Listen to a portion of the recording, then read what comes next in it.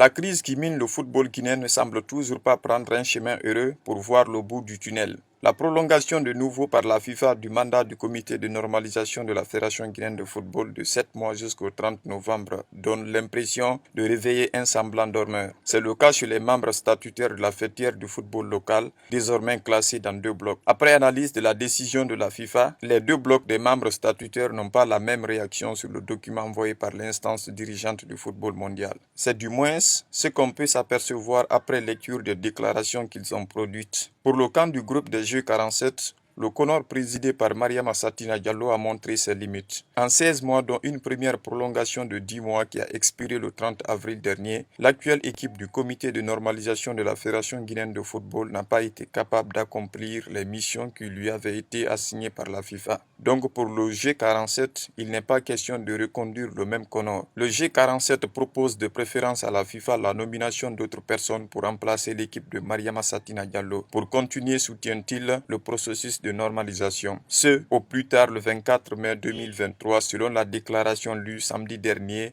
au terme d'une réunion du groupe. Quelques heures seulement après la déclaration du groupe des G47, le collectif pour la défense du football guinéen a aussi publié dans la presse ce dimanche 7 mai 2023 une réaction prenant en contre-pied la déclaration de l'autre camp. CDF-G s'indigne contre la démarche des autres membres statutaires du G47 visant à proposer à la FIFA de changer les membres du CONOR actuel. Le collectif rappelle que cela est une façon de s'opposer à une décision de l'instance qui gouverne aux destinées du football mondial. Le collectif rejette donc l'appel fait par le G47 et indique que son attitude ne favorisera pas à notre sport roi de revenir à ses véritables acteurs et animateurs. Selon le CDFG, cette démarche favoriserait seulement l'isolement de notre association nationale. Le collectif pour la défense du football guinéen fait remarquer également dans sa déclaration écrite que si le G47 s'oppose à la décision de la FIFA de maintenir le CONOR dans sa composition actuelle, son comportement pourrait avoir des conséquences malheureuses pour le football guinéen, notamment pour le série national qui est à 2 orteils de sa qualification à la prochaine CAN et l'équipe Espoir qui est déjà qualifiée à la Coupe d'Afrique de sa catégorie. Après les 2 déclarations dont le commentaire continue d'alimenter les débats dans le milieu sportif guinéen,